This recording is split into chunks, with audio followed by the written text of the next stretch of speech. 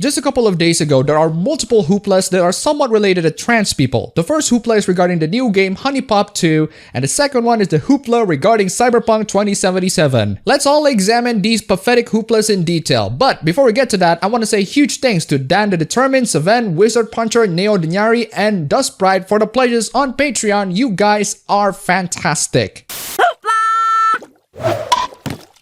I think you all know about Honeypop. Lots of Let's Players on YouTube played this game back when it was released. But just in case you're living under a rock, Honeypop is a match-3 dating simulator game where you date very cute anime girls of varying personalities and fetishes to be the God Emperor of Love, or something along those lines. It's kind of like the world God only knows, except you get to the story by playing Bejeweled, and the main character is even more of a tosser. I find Honeypop to be a serviceable game that does its job very well. It's nothing revolutionary, but the gameplay is quite enjoyable. I have nothing much to complain about other than the game really needs to have more story. While the characters are interesting on the surface, they don't really have too much depth, and the shallowness ends up with the characters feeling like they're trophies to achieve rather than actual characters to relate to. I'm more of a story guy, so I still end up preferring visual novels over these sorts of games. Of course, with the popularity of Honeypop, there will be a sequel to the game. Well, there was another game that the developer made, Honeycam Studio, but they apparently consider it non-canon. So regardless, Honeypop 2 is going to be released at around 2019. In one of their video trailers, they announced that one of the characters is going to be a girl with a dick, basically trying to appeal to the trap fetish that are getting more and more popular by the day,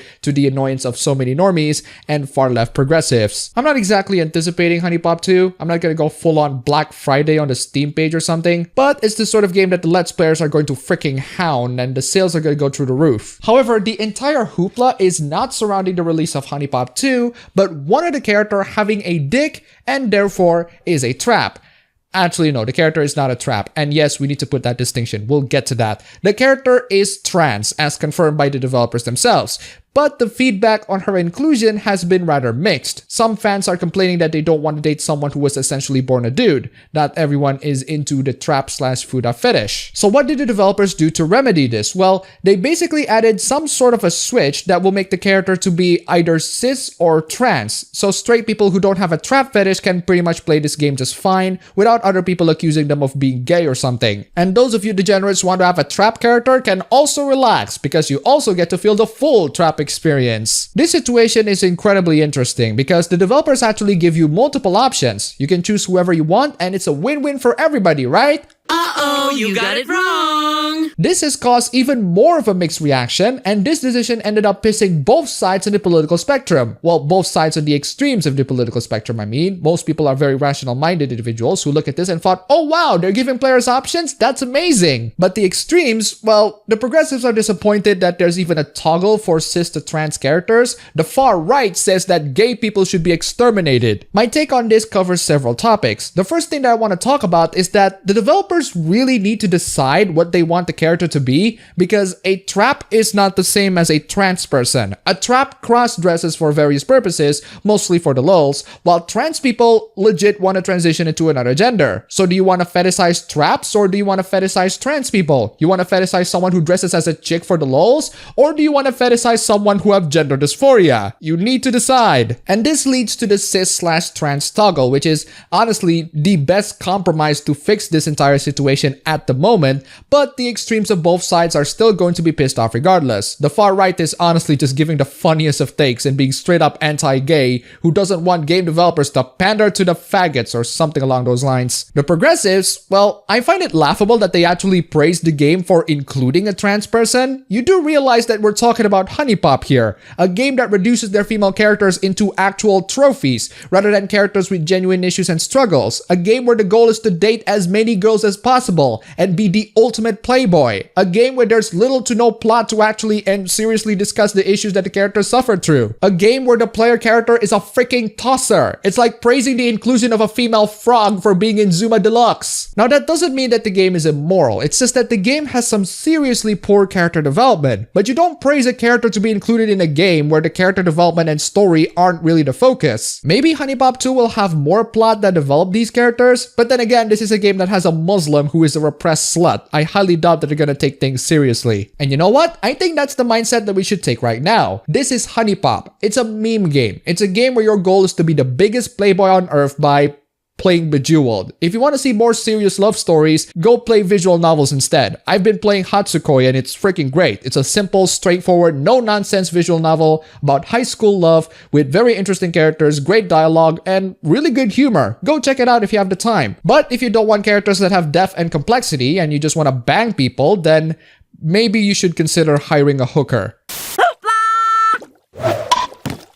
And now we get into another hoopla involving trans people. Cyberpunk 2077 is a brand new upcoming game from CD Projekt Red, the developers of the widely popular and critically acclaimed Witcher series. The most basic version of the story is the official Twitter of the game tweeted, "Did you just assume their gender?" And this has caused a lot of outrage from the progressives. The outrage has caused CDPR to delete the tweet and apologize to the people who are offended, which has caused even more people to be offended because the apology isn't really an apology. It's just, you're offended? Sorry about that. Now I want to focus on the apology, which clearly has a very high ratio. Harming anyone was never the developer's intention, but my question is, how can the phrase, "Did you just assume their gender?" harmful to anyone other than the far left progressives? I am interested to know why it is harmful. How can something like this be harmful to anyone? Number 1, bad social media doesn't necessarily reflect the product being made by, an entirely separate team. Number 2, it's really bad social media, and that dude, should not be doing that job. This is a relatively mild take. I agree in theory, but this isn't really addressing the issue. It's just a general take. So let's try to find something more direct. The amount of people going, "This doesn't reflect Cyberpunk," as opposed to an immediate, "This is dehumanizing, knock it the fuck off," is definitely, immediately more upsetting to me, lol. Oh, so you're calling out the dehumanizing nature of the "did you just assume the gender" quote. I don't see how that's dehumanizing. Maybe someone else can illustrate this for me. Okay, here's why it is wrong. This meme was made to mock trans people. No one actually says this other than to make us the butt of the joke. Please apologize. This is really uncool. So the meme makes trans people to be the butt of the joke.